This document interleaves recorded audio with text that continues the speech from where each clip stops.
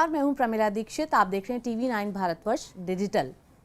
आपके सवालों के समाधान के लिए, आपकी शंकाओं के समाधान के लिए, आपकी समस्याओं का हल करने के लिए सनातन की राह पर हम लेकर आए हैं आपको। जगत गुरु उवाच में आपका स्वागत है। हमारे साथ है स्वामी सतीशाचार्य जी महाराज। बहुत बहुत स्वागत है आपका। बहुत आभार आपका। स्वामी जी, आज हम बात कर रहे हैं, आप पहले हमारे गेस्ट को देखिए तो उसमें ही आपको विषय समझ में आ जाएगा।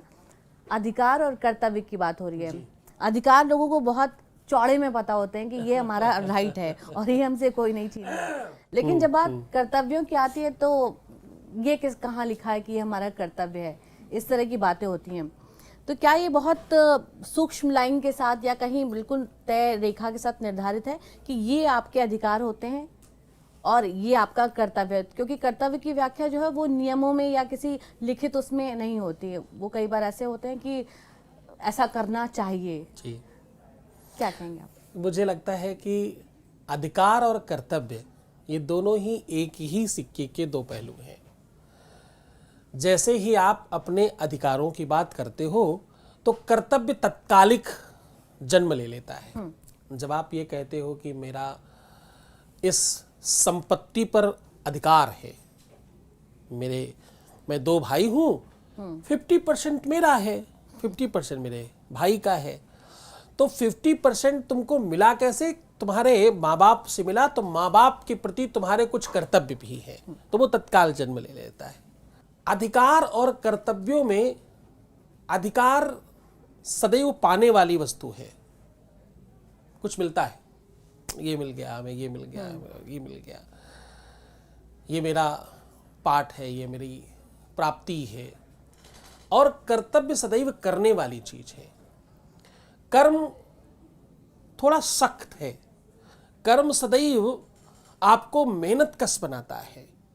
कर्म कर्मठता का प्रतीक है। मेहनत करने वाला, खूब जूझने वाला, खूब दिन रात एक करने वाला, ये कौन है? ये कर्तव्यनिष्ठ है। और एक वो है जो केवल और केवल दिवा स्वप्न पर है कि भूमि परा कर गात आकाशा, लघ तापस बगबाग बिलासा। यानी हम आ करके आसमान के नीचे लेट गए, जो पानी गिरेगा मेरे मुंह में ही आएगा, मेरे भाग्य में होगा, मुझे मिलेगा ही।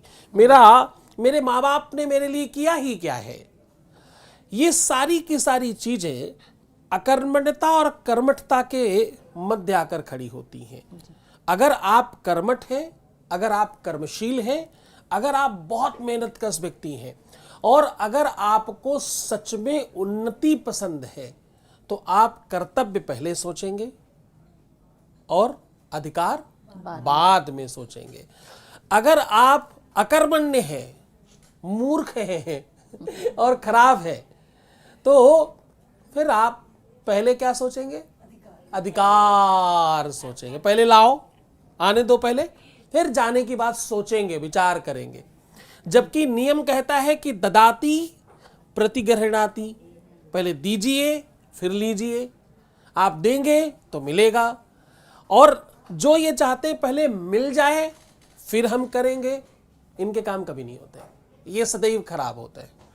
तो दुनिया में बुंदेलखंडी में एक बड़ा मुझे पसंद है गीत, उसमें समधी के लिए कहा गया, और मुझे तो लगता है हर रिश्ते के प्रति ये लाइन बड़ी प्यारी है, मुझे बहुत पसंद है, इसलिए आपको बता रहा हूँ। एक लड़की ने गाया और वो मुझे इतनी ज़्यादा पसंद है कि मैं उसको 4-5 बार अपने यहाँ बुलाकर उसके पूरे ग्रुप के साथ सुन चुका हूँ। बहुत बहुत प्यारा गाती, बहुत अच्छी प्यारी बच्ची है। वो कहती है, मोरे समुधी बड़े हैं खराब है, सो काबे मुइया डाबो ना। अब मुझे बुंदेलखंडी आती नहीं थी, लेकिन उसकी ये चीज सुनी तो मुझे धीरे धीरे समझ आने लगा। खराब को बुंदेलखंडी में खराब है बोलते हैं। खराब है, खराब है। तो जो चीज खराब है वो है दृष्टि में है। मुझे इसलिए बुंदेलखंडी अच्छी लगने लग गई। तो कर्मठता और अकर्मण्यता ये दोनों उसी से दर्शाए जाते, उसी में पोषित और पल्लवित होते, जिसमें आप आगे बढ़ते हो, क्योंकि ये सब विचारों का मंतव्य है। सवाल पूछिए। नमस्कार गुरुजी। मेरा सवाल सबसे पहले आपसे ये रहेगा कि जैसे आजकल हम देखते हैं युवाओं में, जैसे हम बहुत सारे इन्फ्लुएंस हो रहे हैं सोशल मीडिया से भी, और हम बाहरों के देशों में भी देखते हैं कि बाहर के देशों में ऐसा चलन है कि 18 साल के बाद जो है बच्चे बाहर चले जाते हैं अपने घरों से और अपने माँ बाप के साथ नहीं रहते हैं। उस इन्फ्लुएंस से जैसे हमारे भारतवर्ष पे पड़ रहा है, बहुत सारे बच्चे हैं जो अब कहते हैं कि हम भी 18 साल के बाद हम इंडिपेंडेंट हो जाएंगे, हम खुद का काम करेंगे और खुद से रहेंगे, और अपने माँ बाप को छोड़ देते हैं। तो इस चीज़ में एज अ युवा, एज अ यूथ, मेरे को ये समझ नहीं आता है कि ये एक्चुअल में है क्या, हमारे कर्म, कर्तव्य, अधिकार। तो उसके बारे में अगर आप थोड़ा सा बता सके तो। बहुत अच्छा प्रश्न है। आपने प्रश्न एक किया है इसमें, लेकिन मैं उत्तर आपको दो दूंगा। एक प्रश्न आपका यह है कि पश्चिमी देशों में 18 के बाद न कोई बच्चा अपने माँ बाप के साथ रहना चाहता है और ना ही माँ बाप रखना चाहते हैं। वहाँ दोनों तरफ ऐसी बात है, आग बराबर बराबर है। अच्छा, मैं किसी हद तक इस बात का समर्थन भी करता हूँ। हर जगह हर चीज़ खराब ही होगी ऐसा नहीं है। पश्चिम की ये बात मुझे ठीक लगती है। साथ नहीं रहने का मतलब है मटर गश्ती करना नहीं। आज सबसे ज़्यादा सफल कौन है? चाहे वो आप खराब से खराब कंट्री का चाइना कहें, गंदी से गंदी कंट्री अमेरिका कहें, दुनिया की सारी ये कंट्रियां जिनको आप बहुत अच्छा नहीं मानते, ये सब सफल कैसे हैं? इनकी सफलता का राज क्या है? इनकी सफलता का राज ये है कि यहां 18 साल का बच्चा अपने आप को कर्मशील समझ लेता है और वो कर्मयोगी बनकर बाहर निकलता कि नहीं, अब मुझे छांव की जरूरत नहीं है, अब मुझे उंगली पकड़कर चलने की आवश्यकता नहीं, अब तो मैं सबल हूं, अब मैं सक्षम हूं, अब मैं पाल सकता हूं, अब मैं कुछ दे सकता हूं अपने देश को, अपने कुल को, परंपरा को, पद्धति को, देश को, प्रदेश को, अपने क्षेत्र को। मैं इनके लिए कुछ कर सकता हूं। I will try my self, मैं आगे बढ़ूंगा, मैं देखूंगा। अब इधर क्या है, इधर वाले बच्चे क्या चाहते हैं? अब कहाँ गड़बड़ कहाँ है? इधर वाले बच्चे ये चाहते हैं कि भैया देखो 18 साल के बाद मैं बाहर निकल जाऊं, गर्लफ्रेंड के साथ मटर गश्ती करूं, 4, 6, 10 लड़कियों को घुमाऊं और पैसे माँ बाप से लेता रहूं। व्यवस्थाएं सब उन्हीं को करना है क्योंकि वो तो उनकी जिम्मेदारी है। यहां इस देश में एक व्यक्ति जो सफल हो जाता है परिवार में, उसका नाम क्या है मालूम? गधा। क्या नाम है? सफल व्यक्ति को क्या कहते हैं देश में? गधा। सब लाद दो इसी पे और बड़ी बड़ी कहानियां सुना के ला दो, रो के ला दो। माँ आई, उसने रोना शुरू कर दिया, मेरा ये वाला बेटा तो बहुत ही अच्छा है, बेचारा सब करता है, बेटा इनको 20,000 दे दो। तो पिता आया, उसने अलग किया, माँ आई, उसने अलग किया, भाई आया अलग। छोटे भाई को देना ही चाहिए, बड़े भाई को नहीं दोगे तो किसको दोगे? अरे सगा मामा है, इसको नहीं किया तो किसको किया? अरे अपने मौसा को तुम नहीं करोगे, तुम्हारा दिमाग खराब है, लोग क्या कहेंगे? अरे बड़े आदमी हो गए तो इतने धूर थे, इतने उठाई गिरे, अपने सगे चाचा, इनका सगा चाचा भीख मांगता घूम रहा और ये अपने आप को बड़ा आदमी कहते हैं। अरे चाचा भीख मांग रहा, उसके कर्म है भाई, बड़े आदमी का क्या दोष है इसमें? तो हमारे यहाँ इस देश की विडंबना ये है कि यहां 70 साल का बुजुर्ग जो पिता है, 50-55 साल का बेटा उस 70 साल के बुजुर्ग से अभी भी कुछ ले लेना चाहता है, अभी भी उसको चाहिए, अधिकार है, एकाकी जीवन चल रहा है, सिर्फ चाहिए, देना कुछ नहीं है। राधे राधे महाराज जी। मेरा प्रश्न ये है कि जैसे आज के दौर में जो मतलब जो ये चल रहा है कि से अधिकार और कर्तव्य, तो लोग जैसे हमारे मतलब जो पूर्वज करते हैं उन्हीं को हम अपना अधिकार मान लेते हैं। क्योंकि अगर हम यहाँ पे हैं, अगर धर्म को, इस धर्म, जिस धर्म से जुड़े हुए हैं उस धर्म को हमें उस वहाँ पे करना पड़ेगा, न कि हमारे किए हुए पूर्वजों के आधार पे उनको हम जागीर समझ लेते हैं। तो इनको कैसे देखा जाएगा आज के दौर में? अच्छा, आप ये कह रहे हैं कि जो हमारे अपने पूर्वजों ने अच्छे बुरे काम किए हैं, हाँ, उन्हीं का फल हमको मिलेगा, हम कुछ नहीं करेंगे जी, ऐसा नहीं, ऐसा नहीं कहना है। मतलब आज का जो युवा पीढ़ी है ये मानते हैं कि हमारे माँ बाप जो कर रहे हैं उनका फल हमको मिलेगा, तो हमें कुछ नहीं करना चाहिए। हाँ, हमारे लिए पिता ही फैक्ट्री जी, लगाए, हाँ। वही दुकान खोल कर दे, नहीं, अगर कुछ वही पुण्य नौकरी का लगवा काम भी कर अगर दे, पिता वही अगर- पढ़ा कर दे, और अगर ऐसा हो जाए कि पिता ही पास करवा दे तो कितना अच्छा हो जाए, बाइक भी वही दिलाए, कार भी वही दिलाए, वही सारी व्यवस्था कराए, अच्छी पत्नी ढूंढकर वही दे, अच्छा पालन पोषण वही करवाए, भाई के पास घर है, उसने कमा कर बना लिया है, हमारे लिए कौन करेगा? कम से कम पापा हमारे लिए तो कर ही सकते हैं। आप ऐसा चाह रहे हैं, मुझे लगता है।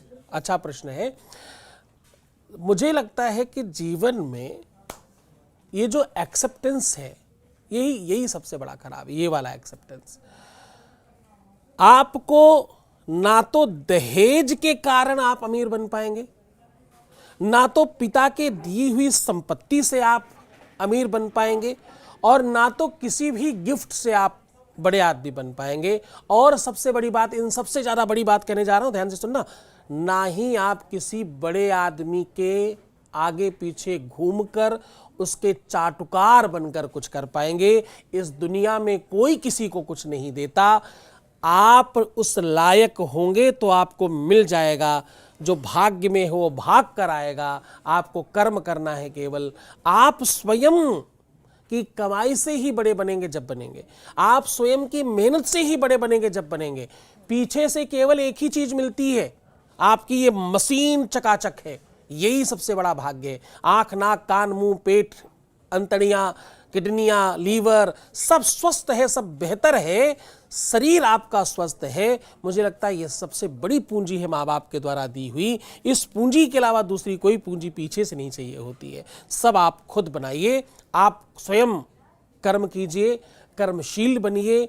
आप जितना ज़्यादा खुद को बड़ा बनाना चाहते हैं उसके लिए तैयारी कीजिए। स्वप्न मत देखिए केवल, उसके लिए प्रयास भी कीजिए, उसके लिए निरंतरता करिए तो हो जाएगा, मुझे लगता है। अधिकार तो चलिए कानून के साथ भी आ जाते हैं, लेकिन क्या कर्तव्य माँ बाप सिखा सकते हैं बच्चों को स्वयं के प्रति, परिवार के प्रति? ये बात समाज आपकी के मुझे थोड़ी अच्छी लगी, और इस पर जवाब मैं थोड़ा अलग दे रहा हूं आपको। सदैव जो माँ बाप कर्तव्य सिखा रहे हैं वो सही नहीं है।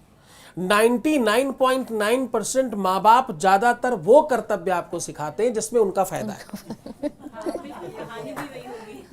कि तेरा ये कर्तव्य भाई, इतना तो करना ही चाहिए, वो स्वार्थ बस है।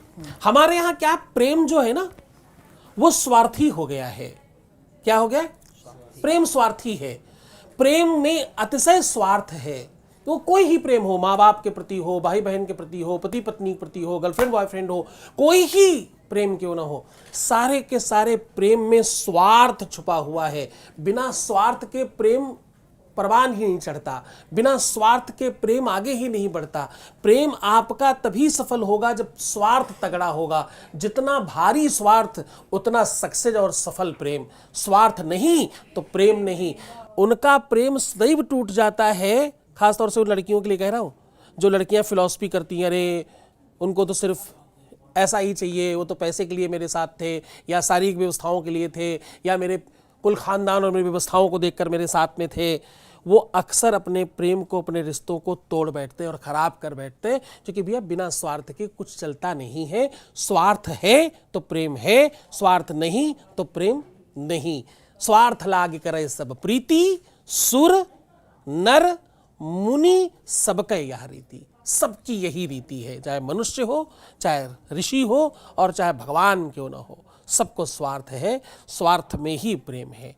स्वार्थ सिद्धि प्रेम का दूसरा नाम है। इसलिए कभी कभी माँ बाप को वो कर्तव्य भी सिखाने चाहिए जिसमें उनका स्वार्थ नहीं हो, ताकि बच्चे, क्योंकि बच्चे भी अनाज खा रहे हैं, दिक्कत ये है, उनके पास भी ब्रेन है, समस्या ये है, और पढ़ रहे हैं, ये अगली समस्या है, और इससे भी ज़्यादा समस्या कि बाहर घूम रहे हैं। तो इस कारण से वो सब समझ जाते हैं कि इसमें तुम्हारा स्वार्थ है, इसलिए वो सुनते ही नहीं है। कर्तव्य और अधिकार, एक कहावत है कि कोई भी धन अपने साथ नहीं लेके जाता है, सब अपनी औलाद को देते हैं, चाहे अच्छी हो या बुरी हो। इसी उसके ऊपर उन्होंने अपना जीवन बिताया, क्योंकि जब वो युवा थे तो उन्होंने अपने कर्तव्य पालन नहीं किया। उन्होंने कर्तव्य पालन किसके लिए किया? अपनी औलाद के लिए। अब वो औलाद से उम्मीद करते हैं कि माँ बाप का करें, जबकि उन्होंने नहीं किया होता। तो इसके बारे में बताइए। अब तो लोग ट्रस्ट को भी दे जाते हैं। हाँ, देखिए आपने जो भी कुछ किया है, ये भी एक बड़ी विडंबना है। इस देश में ही एक केवल मान्यता है कि आपने अगर अपने माँ बाप की सेवा की है तो आपकी सेवा होगी। ये पूरा सच नहीं है, ये पूरा 100% सच नहीं है। आपने सेवा करी है या नहीं करी, इसमें केवल आप दोषी या आपकी महानता नहीं है। ना आप पूरे पूरे दोषी हैं, ना आप पूरे पूरे महान हैं। जिसने सेवा करा ली उसकी भी कुछ भूमिका होगी ना। एक तरफा तो कुछ नहीं चलता, एक तरफ से सब कुछ नहीं होता, एक ही व्यवस्थाएं सब चीजें नहीं चला पाती, दोनों तरफ परस्परता होती है। तो जिसने सेवा करा ली, हो सकता वो इतना प्रेमी हो कि आप उसके मोह पास में फंसे रहे और आप सेवा करते चले गए, अथवा वो उतना प्रभावजनित हो कि उसके प्रभाव में रहकर आपको करना पड़ गया, अथवा उनके पास इतनी संपत्ति और इतना अरेंजमेंट था कि आप मजबूरी में जूझे रहे कि कहीं ऐसा ना हो ये किसी और को दे दें, चाहे आप गालियां देते रहे, चाहे बड़बड़ाते रहे, पर आप करते रह गए। तो तमाम चीजें हैं स्वार्थ उसके आसपास। तो आपका बच्चा उन सब चीजों की वजह से आपकी सेवा नहीं करेगा। आपका बच्चा सेवा करेगा आपके स्वभाव से, आपके व्यक्तित्व से। आपका और उसका निजी स्वभाव कैसा है। हर कोई बुरा नहीं होता और हर कोई अच्छा नहीं होता। एक आतंकवादी भी तो अपने आका के लिए अच्छा ही है। क्या आतंकवादी जानता नहीं कि उसका आका कितना धूर्त है, क्या करवा रहा है, क्या कर रहा है, और उसने क्या ही इतना अच्छा काम किया है। वो आतंकवादी अपने आका से क्यों नहीं पूछता कि भाई तूने अपने कभी बम लगाया शरीर में जो मुझे लगा के भेज रहा है? कभी पूछता है? नहीं। वो इस कदर का रिश्ता और संबंध बनाया जाता है कि वो कर बैठता है, उसे नहीं पता लगता मैं क्या कर रहा हूं। आपके संबंध, आपके रिश्ते निजी होते हैं। आपने क्या बोया है, वो केवल एक ही खेती नहीं देखी जाएगी। आपने अपने सास ससुर या माँ बाप के लिए कितना किया है उतना आपको मिलेगा। आपने अपने बच्चों के लिए कैसे किया है, बच्चों को कैसे रखा है, आपके और बच्चों के रिश्ते कैसे हैं। आपका बेटा, आपकी बेटी, आपके बच्चे आपके साथ जब होते हैं तो क्या फील करते हैं और आप क्या फील करते हो? सोल कनेक्शन, एक अलग कनेक्शन। क्या ऐसा फील होता है कि यार आपका बच्चा आपके साथ है तो सर्वस्व है आपके साथ? क्या ऐसी फील दोनों की तरफ होती है? यदि हाँ, आपने कुछ भी नहीं किया होगा तो भी सेवा करेगा। वो तुमसे अलग हो ही नहीं सकता। दुनिया की कोई ताकत अलग नहीं कर सकती। अलग होगा तब जब आपने गैप छोड़ा होगा, अलग होगा तब जब आपने कुछ में कुछ बीच में ऐसा किया होगा, अन्यथा कभी नहीं अलग होगा। वो आपके साथ ही होगा। महाराज, समाज में आजकल एक बहुत अजीब रिवाज चल गया है।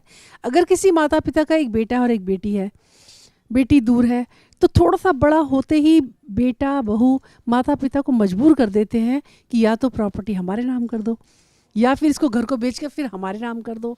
ये बड़े कलेश हो गया है। अब इसमें कहाँ संस्कार, क्या क्या कहा जाए इसमें? अच्छा, ये बहुत बहुत बढ़िया प्रश्न है। इस देश में बहुत सारे वृद्धाश्रम और बहुत सारे ऐसे माता पिताओं के रहने की जगह खुल रही हैं। उसमें बहुत सारे लोग दोषी हैं, मैं एक तरफ नहीं कहूँगा। मुझे ये बात समझ आती नहीं कि प्रेम और संपत्ति में बड़ी संपत्ति हो कैसे जाती है। मुझे यह आज तक बात नहीं समझ में आई। प्रेम और संपत्ति में संपत्ति बड़ी कैसे हो जाती है और कैसे हो सकती है, ये समझ ही नहीं आया मुझे कभी। और अगर बड़ी है तो इसका मतलब कहीं गड़बड़ है। माँ बाप के लिए भी संपत्ति बड़ी कैसे है? वो अपने बच्चों को अगर बच्चा चाहता है तो दे देने में आपत्ति भी किधर है? क्या संकट है? मांगने के पहले क्यों नहीं दे दिए? क्या करना है उस संपत्ति का? क्या तुम चाहते हो कि संपत्ति की वजह से वो तुमसे प्यार करता रहे, इस वजह से तुमको रखे? सच बताऊं, अगर नहीं रखना होगा तो संपत्ति के बावजूद मैं कितने लोगों को जानता हूं जिनके बच्चों ने संपत्ति भी नहीं ली कि मुझे नहीं चाहिए तुम्हारा घर मकान दुकान, कुछ नहीं चाहिए, फिर भी मुझे तुम्हारे साथ नहीं रहना है। आपके निजी रिश्ते कैसे हैं, ये सब उसी पे डिपेंड करता है। संपत्ति महत्वपूर्ण नहीं है। और ये कहीं ना कहीं आपने ही तो उसके मन में डाला है कि संपत्ति बहुत बड़ी चीज होती है। संपत्ति माने क्या होता है?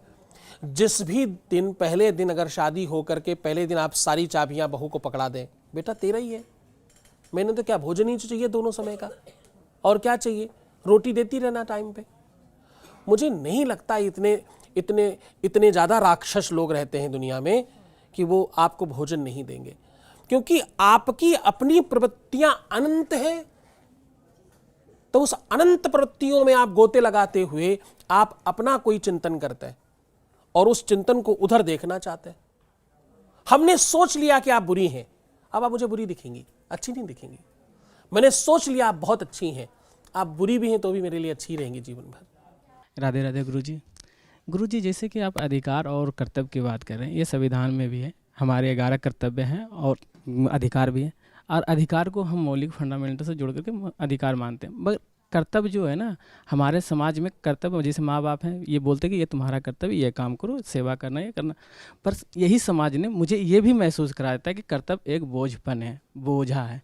तो क्या हम इस बोझापन से अपने कर्तव्य से विमुख होते जा रहे हैं? आज के युवाओं को इसके बारे में आपको बताना सर कि क्या कर्तव्य बोझापन के कारण विमुख हो रहे हैं हम लोग?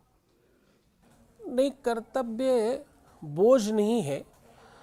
कर्तव्य वो उस प्रकार की जिम है जिसमें जाकर के आप और स्वस्थ और सुंदर दिखने लगते हैं। आपकी सुगंध कब बढ़ती है?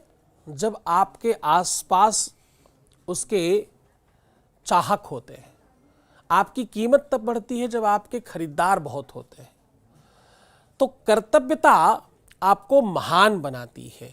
कर्तव्य बोझ नहीं है केवल, वो डेफिनेटली थोड़ा सा कुछ उठाना तो पड़ेगा ही, कुछ करना तो पड़ेगा आपको, लेकिन ये वो स्वैग है जिसमें आप सर्वश्रेष्ठ हो जाते हो अपनी खुद की नज़रों में भी।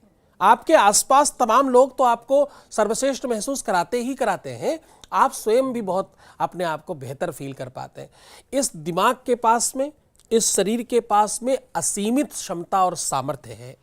आप पहले दिन जिम जाइए तो 2-4-5 किलो उठता है, फिर हो सकता है 20 किलो, 25 किलो, 50 किलो, 100 किलो भी उठने लगता है। तो सामर्थ्य तो अंदर ही थी, बस आपने प्रैक्टिस कर करके अपने शरीर को याद दिलाया कि ऐसा हो सकता है, ये संभव हुए, ऐसा किया जा सकता है। वो अभ्यास आपको महान बना गया। ऐसे ही जीवन का ये अभ्यास है केवल कि आप अपनों के लिए कुछ करें।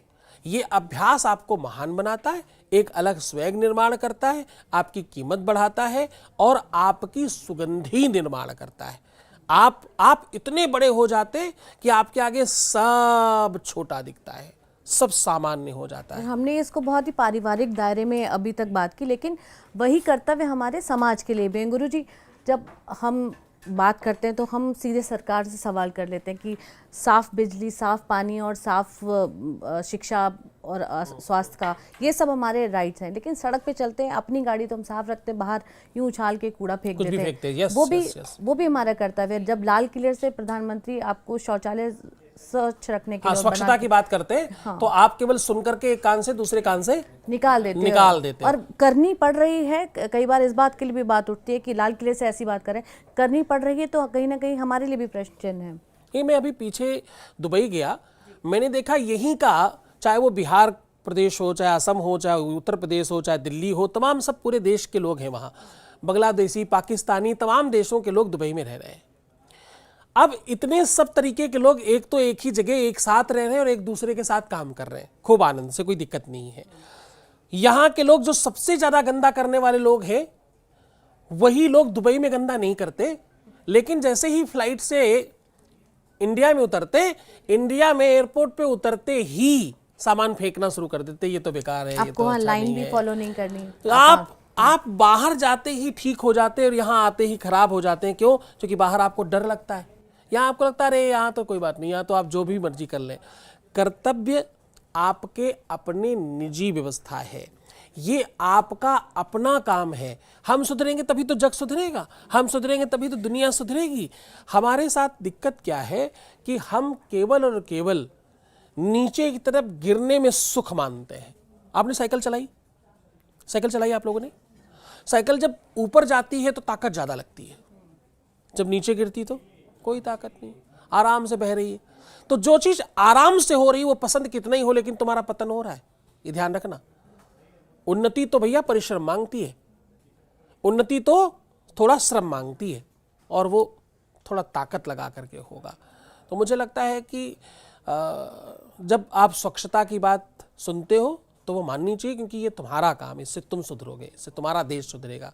क्योंकि देश कहाँ है? तुम्हारे साथ। भीड़ में आपका व्यवहार कैसा है? आप सार्वजनिक जगहों पर आप नियम लाइन फॉलो करते हो या नहीं करते हो? या साफ सफाई की जहाँ तक बात है, पब्लिक में आप कई बार, अब तो ये नया फैशन चला है, लोग मोबाइल रीलें देखते रहते हैं, उसकी वॉल्यूम अप होती है। हाँ हाँ हाँ, ये भी एक तरह का, फिर इसको भी नियम के दायरे में, कर्तव्य के दायरे में रखना चाहिए कि आप अपने मोबाइल का वॉल्यूम कितना रख रहे हैं। हाँ, कि आपको सुनना हो सकता है आपके बगल वाले को ठीक नहीं लगे, तो आप सब तरफ जब आप दूसरों का ध्यान रखते हैं, देखिए प्रकृति क्या सिखाती है, पुष्प किसके लिए आता है? खुद के लिए? वो तो आसपास के माहौल को खुशनुमा बनाने के लिए, कभी भौरे के लिए, कभी पक्षियों के लिए, कभी मधुमक्खियों के लिए। तो जो भी प्रकृति देती है वो किसी और के लिए देती है। हम सब लोग भी ऐसे कर सकते हैं। हम सब भी दूसरों के लिए अगर जीवन जीना शुरू करें, हम कुछ तो बदले में दें। प्रकृति ने इतना कुछ दिया, फ्री का पानी, फ्री की धूप, फ्री का ऑक्सीजन, फ्री की हवा, सब कुछ हमें मुफ्त में मिल रहा है। हम क्या दे रहे हैं बदले में? हम क्या दे रहे हैं? और नहीं दे रहे हैं तो इसका बदले में हमें क्या होगा? स्वास्थ्य खराब होगा, kidney, liver, sugar, blood pressure. फिर आप कहोगे पता नहीं क्यों बीमारियां आजकल बढ़ रही हैं। आपके अपने कारण से ही बढ़ रही हैं। आपका अपना ही निजी कारण है कि ऐसा हो रहा है। आजकल जब छोटे छोटे बच्चे भी, आप कह रहे थे ना कि वो छोटे छोटे बच्चे जो हैं वो 19 क्या नंबर बताया था, उस पर कॉल करने की, 911 पे फोन करने की बात 911 पे बात करने की धमकी देते हैं आजकल। ये सब पता क्या है? ये मैगी और नूडल्स है जो खिलाया है वो बाहर आ रहा है। 5 मिनट पे पकता है ना। जो जितना आसानी से मिलने वाली चीजें हैं वो सब तकलीफ दे हैं, जो मुश्किल से मिलने वाली वो सब सुख दे हैं। तुमने अपने आराम के चक्कर में उन्हें क्या खिलाया है? अपने आराम के चक्कर में उन्हें कैसे पाला है? अपने आराम के चक्कर में तुमको डिस्टर्ब ना करें इसलिए तुमने मोबाइल दे दिया, तुम्हें डिस्टर्ब ना करें इसलिए तुमने टीवी खोल दी, तुम्हें डिस्टर्ब ना करें, तुम्हारे चीज़ों को इन्वॉल्व ना करें इसलिए तुमने उन्हें कोई व्यवस्था दे दी। तो वो उस व्यवस्था के साथ पल रहे हैं, ध्यान रखना। वो आधा उस व्यवस्था में होंगे। एक रिसर्च हुआ, डब्लिस करके एक वैज्ञानिक हुए, उन्होंने रिसर्च किया, पश्चिम के, बड़ा नाम है पश्चिम का। एक मुर्गी के बच्चे को शुरू वाले दिन, पहले दिन से गुब्बारे के साथ रख दिया, बलून के साथ रख दिया, उसी से दूध देते, उसी को उससे चारा देते, सब उसी से व्यवस्था करते उस बच्चे की। वो आश्चर्य ये था कि वो बच्चा उस गुब्बारे को, उस बैलून को अपनी मां समझता रहा। और कब तक समझता रहा? बड़ा होने के बाद भी, टिल डेथ समझता रहा यही मेरी मां है। क्यों? क्योंकि उसने वही देखा। तुम जो देखोगे, तुम जो सुनोगे, तुम जो समझोगे, तुम जिस माहौल में रहोगे और जो खाओगे, जो पियोगे, जैसा खाए अन्न वैसा हो मन, जैसा पिए पानी वैसी हो वाणी। अब पिज्जा, मोमोज, बर्गर हमने फटाफट खिला दिया है, 5 मिनट में आ जाता है। 5 मिनट में आ तो जाता है पर 100% जहर है। आपने जो खिलाया है उसका सीधा प्रभाव पड़ेगा भाई। तुम्हारे द्वारा पकाया हुआ, तुम्हारे द्वारा बनाया हुआ भोजन, उसमें प्रेम आच्छादित था, जिसे तुमने रोक लिया। अब तुमने अपनी व्यवस्था के कारण उसको अव्यवस्था में डाला है। उस अव्यवस्था का ये प्रभाव है। 911 या 1911 क्या है, 911। तो ये क्या है? ये अव्यवस्था का स्वरूप है जो तुमने ही बनाया है। बहुत धन्यवाद गुरुजी, बहुत व्यवहारिक तरीके से आपने तमाम शंकाओं का समाधान किया। और जैसे कि आप बोलें कि ये मेरा अधिकार है, ये बोलने में खुद एक स्वैग भी आता है, एक आत्मविश्वास भी आता है, लेकिन वो कब दंभ में तब्दील हो जाना है, वहाँ आपको अंकुश रखना है। और जब आप कहते हैं ये मेरा कर्तव्य था, फिल्मों में आप सुनते होंगे ना, ये तो मेरा फ़र्ज़ था, वो कहते हैं, साथ ही कितनी विनम्रता का भाव आता है, ये आपको समझना होगा। तो ये दोनों का सामंजस्य अगर जीवन में होगा, तभी जाकर आपको अधिकार भी मिलेंगे, जब आप अपने कर्तव्य पूरे कर पाएंगे। इस कार्यक्रम में फ़िलहाल इतना ही, फिर मिलेंगे किसी और शंका के समाधान के साथ। नमस्कार, धन्यवाद।